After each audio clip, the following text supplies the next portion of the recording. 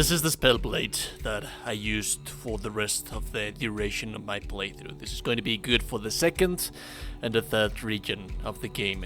I personally didn't find any particular weapons that I liked in the third region of the game. Do remember that there's a weapon tier base, region base. So weapons from region 2 are better than the weapons that you can find under region 1, and then the same goes for the third region of the game. However, when it comes to spells, the spells are going to be the same all throughout the rendition of your playthrough, and you're going to be dealing lots and lots of damage independently of everything else. That being said, let's start with the requirements that you need to establish this build right in here. Remember that there's also timestamps in the video description that can lead you to whichever part of the video you need. If you need gear, you need stats, you need skill points, and you think that you're not interested in a specific subject, feel free to use the timestamps. But also, before we continue, a little word from today's sponsor. If there's one thing difficult about learning quite literally anything new, is that things are boring, especially the ones actually worth learning. Same goes for programming. There's lots of benefits for programming, one of them being, for example, the income. The median salary for backend developers in the US in 2024 was over 100,000. But to learn how to code in Python, Go, JavaScript and such, you actually need to write coding, and boot.dev simplifies that by adding so much fun to actual learning. There's lots of tools where you can actually write and test your code. All of the materials are free to browse so that you decide whether or not this is your jam. By buying the course, you get access to more tools like an AI companion designed to specifically help you to learn to properly understand the things that you're doing.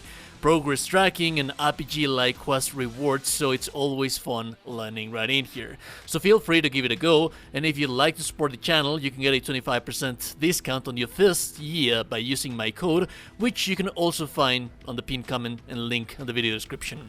So the first thing that you are going to need is the life stealing spell. You need to complete the Blood Lake dungeon for you to get the one that we're using. And then for the actual damaging spell that we're using, you're going to want to go to the Ancient Cave that you can find right in here. These are both on the first region of the game. We have already covered them on the early game build of the same version. This is just the upgraded version. And these are the only things that you require from this region. Now let's move on to the second region. Second region of the game, you're going to need 2 weapons, because we're actually going to be dual wielding with this Spellblade. The first weapon that you're going to need is going to be from an elite enemy that you're going to find right here on the Derelict Amphitheater, and this is going to be the Frost Blade. And then for the second one, you're going to want to go right in here into the this Stag Father Shrine, and just exiting out of the swamps. In this area, there is going to be another elite NPC that you're going to want to kill, because he's going to be the one that's going to have the second sword. And the swords that we're actually talking about is the Frost Blade and the Inferno Blade. The amazing and cool thing about these weapons is that these weapons deal 110% more damage if you pair them up from one to another.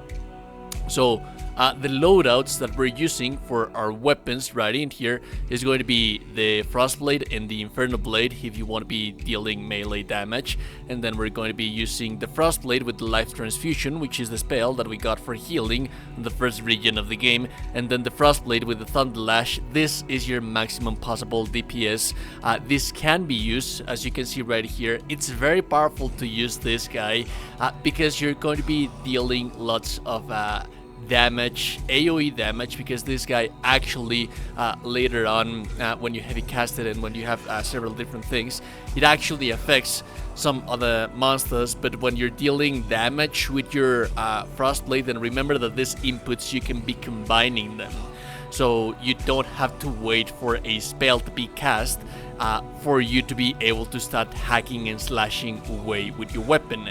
And this is going to deal tremendous amounts of poise and stagger damage to the enemies, so that they get interrupted while you're dealing damage to them. It's very, very powerful. For healing, of course, you're going to be using the Frostblade and the Life Transfusion, and this is actually kind of nice as well for staggering enemies and fighting enemies that have like shields and things like that, because you can break the stance really easily. Now for the armor, you're going to want to go into this location, the Abyss of Sagamore. You go down the lake, and right specifically in this location you're going to enter. This is story related, by the way. You're going to have to come in here regardless of your choices and how you play. You necessarily have to come in here, so this is a reward that you cannot miss, and this is the best reward for battle mages because you have a whole bunch. I'm using a combination of the armor set right in here of several different pieces. I'm focusing on everything. Like for example, I believe that this is actually the male version, and well, this actually, I believe it's the female version. There's two versions of this armor set that you're going to get regardless of how you complete the quest, but I'm focusing on things that gives you spell power and magical critical chance. So this is only 1%, but this is magical critical chance by 15%, also spell power 15%, and then spell power 5%, and magical critical chance by 5%, and then spell power just 1%, but magical critical chance by 10%. Alongside that, we're pairing that up with the Usurper's Mantle, which is a same reward that you can get from that, which is going to increase your mana regen by 5 and the spell power by 10%. The chest piece, I'm going to be honest with you, I do not remember. This is a bounty, so you just complete the bounties, but I believe it's the one that you get from the bounty that you find right in here on this swamp area. I believe that actually he's going to be somewhere around here, but I just have the armor set for the looks. Like, you can quite literally as well be using either the royal chest piece of the king or the queen, and it's still going to sustain similar things. I like this right in here because it gives you mana regeneration by 1, so that's actually kind of nice. And these are the stats that I have at level 41. At level 41 is when you should be finishing the second region of the game, and moving forward from this, you should just be increasing your strength and spirituality evenly so that you can deal good melee damage and good magic damage. So the endurance and the dexterity, the endurance is very useful because it gives you carrying capacity. I can't stress enough how good it is to have the endurance right in here, and it's also going to help with your stamina regen. Remember that you do attack, so that's actually kind of nice. The dexterity, it's a requirement for the weapons. For you to be able to wield the weapons that we're using, you need to have 3 points into dexterity. Once that has been accomplished, that's when you're going to start changing this the strength and spirituality from one to another evenly. These guys should be evenly. This is going to give you melee damage, it's going to give you max stamina, and then spirituality is going to give you spell power, it's going to give you max mana, but it's also going to give you mana regen, which is very useful for our character right in here. As for the skill tree, we have a combination of spirituality, sustainability, and damage, and also one-handed damage. There's a couple of things right in here that it does not matter that much that if you're using or not. What you should be using as a main, it's the Agile Fighter, which is going to give you 20% more melee damage. The same goes for Godly Physique, which is going to increase your melee damage by 25%.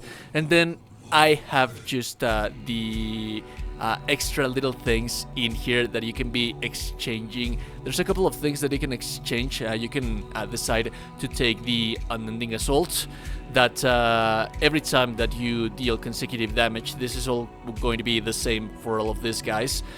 Your damage is going to increase up to 15%, and also the critical hit chance is going to increase up to 15%, and also the heavy attacks with one-handed weapons reduce the target stamina by 15% of the inflicted stamina, which is very powerful if we pair this up with some some other thing that we have in spirituality, so we're always going to be exhausting people.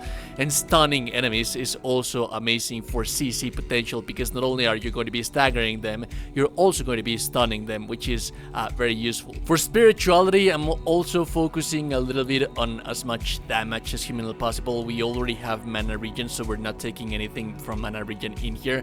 But what I want for you to focus is on when below 30% mana, increases the spell power by 100%.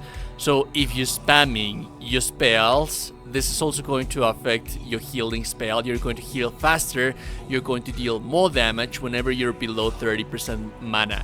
And since you have so much mana and so much mana regen, the ideal thing that you want to do is always be below 30% mana, and do not let your stamina regen go above that 30% mana. So you spam your spells, and then you continue attacking with your weapon. If you feel that you need to continue the assault, then you can use your weapon because you're a Spellblade. Just make sure that your mana is always below 30% to get that extra 100% more damage when it comes to mana. And then we have the spell power increased by 50% right in here. I also think that the elemental damage in here is very useful as you progress into the game. And as a matter of fact, let me just show you real fast how a fully leveled up character should be looking like. The only difference that I had for a strength and our one-hand weapon, quite literally the only change that we made, is that since we're using swords, we're using the symmetric combat. If you're using axe and sword, then you should be using then the adaptive combat, which is going to increase your physical damage by 20%. But also, like I mentioned, these are the points that you should be taking while you have a leveled up character. This is already a level 60 character. This is what you should be doing, what you should be having by the end of the game. This is very powerful. Remember that we have so much critical hit damage with our armor set that we're using. This is going to reduce the stamina of the enemy whenever you deal critical hit damage with a spell. Remember that you're also dealing damage with your sword, stamina damage with your sword. And also you have a chance to stun enemies. So it's a fest of you CCing the enemies because of your melee and your magic damage that you have. And essentially that's how this build works. You're going to, if you want to attack from a distance, you can, but this build is focused so that you deal as much stun and stagger potential while being on the face of the enemy. And also while being at the face of the enemy, you're also going to be receiving damage, but remember that you do have healing spells so that you can be out healing that damage that you're receiving. And remember that while you're sustaining your healing spell, which is the one that's going to be life stealing health from the enemies, you should also be still on the face of the enemy, swinging your weapon because it's going to deal damage. And also this is a spell that's kind of bugged, but the bug resolves itself whenever you're dealing damage with your sword. So sometimes you're going to be on the distance, like you're going to try to be safe, and you're going to notice that you're not going to be healing. Then my advice is that you actually hit enemies with your weapon while you're healing, so that the bug resolves itself, if it makes any sense. It's kind of a buggy spell, but it still works if you actually use it like this. And you're going to be dealing so much damage that you're going to be out healing the damage that you receive. Anyways, if you like the content, like and never appreciate it, nostalgia day, you gorgeous beautiful person. You are indeed a gorgeous and beautiful person. Subscribe to the channel, join the Discord. Have a beautiful day and goodbye.